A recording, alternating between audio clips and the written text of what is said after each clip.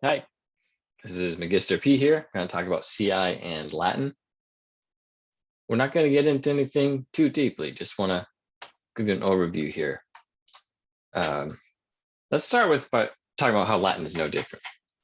And by that, we mean it's a language, has the same features as other languages, the same purpose, what you use a language for, sharing ideas and recording things down, if it's written, etc., etc. However, the context or the role of Latin is different. There are no native speakers, unless you have some Latin teachers bringing up their children speaking some Latin. But of course, once they go to school, not really any native language speakers. Latin is often used as a means to support English and test scores. The SAT claim, take Latin, you'll do better on the SATs. Well, you know what? If you want to do better on the SATs, cram for the SATs. Don't spend 4 years or plus studying a language that might help you. And in fact, that claim we've seen, it just means the students who tend to take Latin tend to do better on the SAT. It's not Latin doing anything, it's the students. You could take Spanish and get a lot of word derivation there too. Similar on SAT words and stuff. So that doesn't work. Role of Latin also often thought to this like enrich the mind, build the mind. In education, we call this general transfer. Oh, study math, you'll be a critical thinker. This is extremely rare if it happens at all. Studying math makes you better at math. There is no study Latin to be smarter. That was something used to get more people to take Latin in like the 70s, 80s, 90s. That claim cannot be proven. So comprehensible input in Latin. CI, although there are a lot of definitions here, a lot of ways it's being used, we're going to call this its comprehension of Latin, however achieved. The research on second language acquisition confirms that input, Latin coming in, is needed. But whatever else, and the amount of it, is still unknown. It's being researched, and there's room for it. There's probably something else that contributes to it, but we don't know that for sure. So at this point, you're thinking, well, I don't do this CI stuff. I'm a traditional grammar teacher. I got my textbook. I got my paradigms. Sure. There's some CI, but by accident. By that, I'm going to show you this. So you might study Latin and know that habet, that T means she has, one person. Habent, NT, that inflection means they have. So you might study the rule and then now kind of know this rule to the point where you see habet, habent, and other words that look like that, you just know what they mean. So when you're reading words and you don't have to go through the paradigm, you have received CI, you've received input, you understand it, and you can just read these without really thinking and picking out the rule and applying the rule. So it could be the case that through grammar study, you do receive some CI, but it's not the purpose of grammar study, right? The purpose of grammar study is to understand the forms of words and memorize the rules and apply the rules and know how language works. But you can get to a point where you recognize words and word forms and you know what it means. Sure, that's CI. Problem is that things start to stack up for students. So you might know that T and NT pretty well, but oh, right, what's the difference between habetur and haberentur? And then habuiset and habuisent, and habuerit and habuerent. Those things start to get jumbled up, and we see a lot of students get confused over everything they have to memorize. And that's why grammar study is all about memory. You memorize the rules, you recall the rules, and can apply the rules. Those are three conditions that have to be met to get to a point where you look at a word and know what it means, like any other language that isn't taught through grammar. Now you could be saying my grammar students already do well. That's great. But we can ask ourselves some questions here too. Are your students all the students you could have? Or is what I say here, this grammar grind memory requirement, excluding kids from a Latin experience? How many students with disabilities are in your classes? A part of this is also maybe guidance counselors are steering students away from Latin because of how it's been taught, requiring that memory component that could be a lot of cognitive demand for certain disabilities. So if you change things, make sure you talk to them. But another question, how many remain enrolled until they graduate? These all could be signs that there's probably more room for inclusivity and representation, not just students with uncanny memories. Latin problem. We can't talk about CI in Latin without addressing the Latin problem, which is we have no Latin, native Latin of a novice level, which you could think of as the C spot run level. We only have distinguished level Latin from Cicero. This is a big problem for language learners. No other language would hand beginning students distinguished level literature. None. That's insane. Yet the Latin problem does, because of the Latin problem, we haven't thought about this in the same way.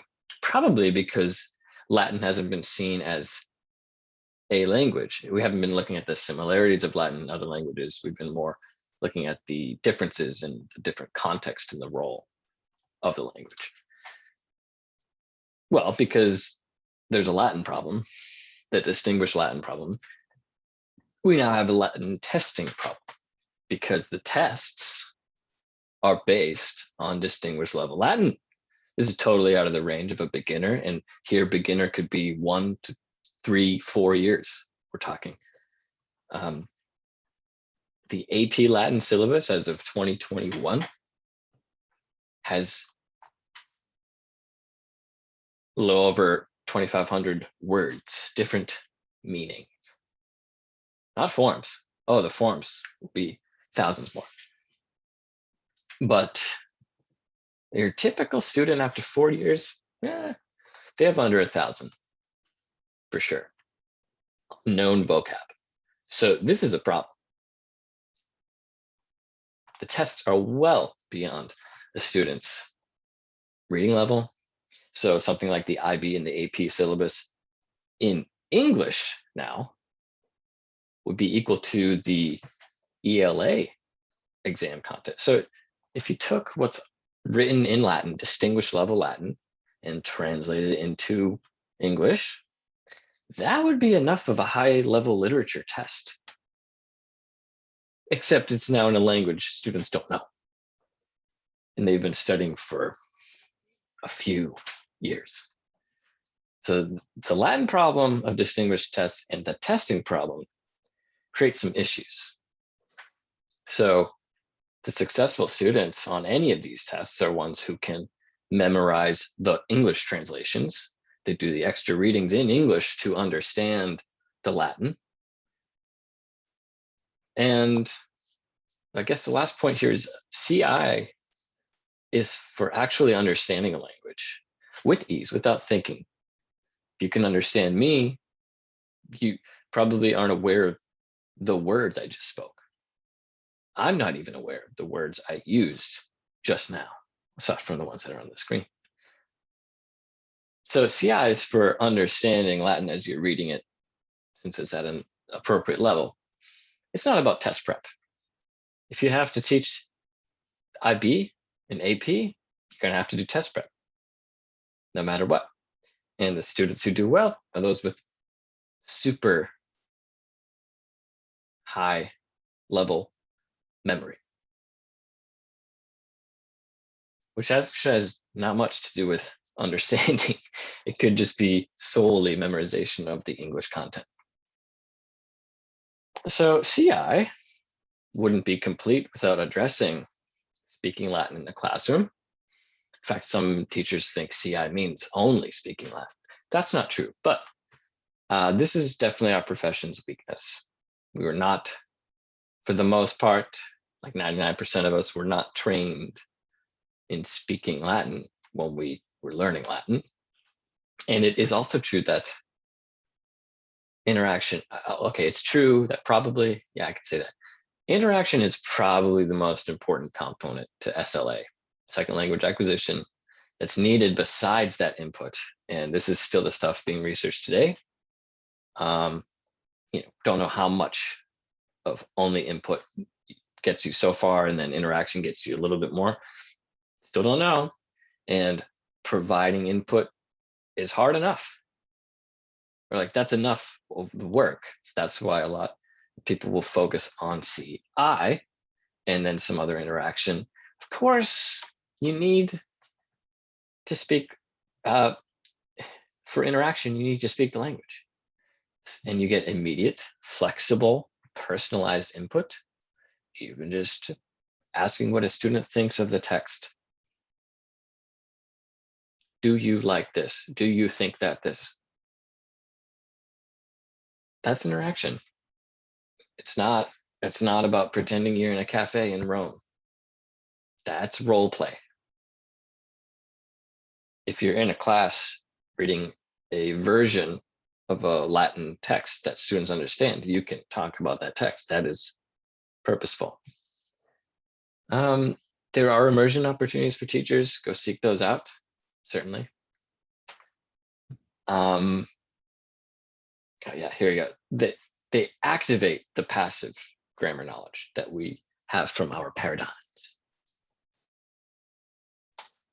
Otherwise, stick to texts first. That's going to be your first step with CI, probably, by adapting the distinguished level text down to novice and intermediate. If you want to take a look here, this is from ACTFL, American Council of Teaching the Foreign Languages, 9 to 12, likely under 500 hours of instruction. You're going to be in the intermediate low. Not even everyone in the intermediate mid. To give you a sense of what that looks like, check out this novice range descriptions. Recognition of cognates, vocab to derive meaning. The vocab level, like I know this word, I know that word. Lists, phrases, simple sentences, pictures. This does not sound like the Latin we've been giving students for hundreds of years, because it isn't. That is distinguished level. Novice looks very different. So students need exposure to words that repeat often in a novice and intermediate level text.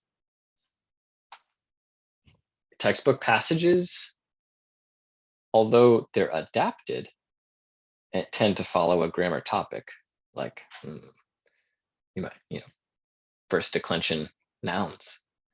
The passages are written to teach those words, kind of thing.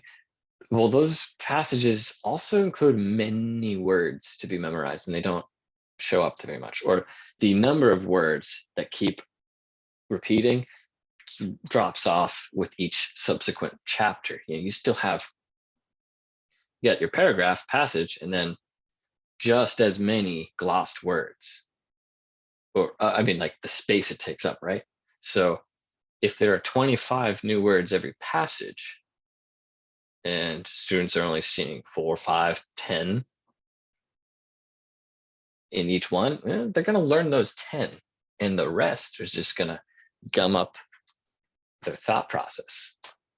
So we must create level appropriate Latin ourselves. Come in novellas. That's what a lot of us have been doing. This is on my website, magisterp.com. And there's a list of how many we got today. There are 93 so far. So we're approaching 100 novellas in a range of Latin that goes down to the novice level that we don't have from antiquity, and goes up and is approaching some of the adapted level texts over the last 2,800 years of Latin. So that's a quick overview of CI in Latin. Now what?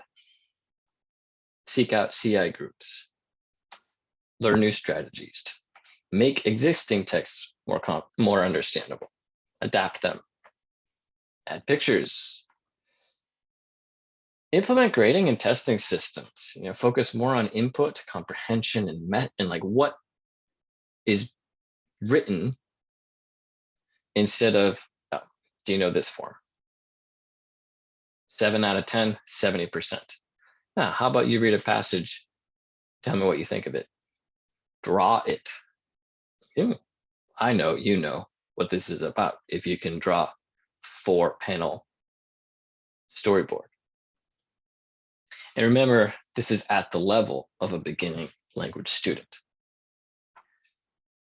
So I encourage you to poke around on my website, magisterp.com. I've written and shared ideas, other people's ideas for years now, and I'm gonna keep it up.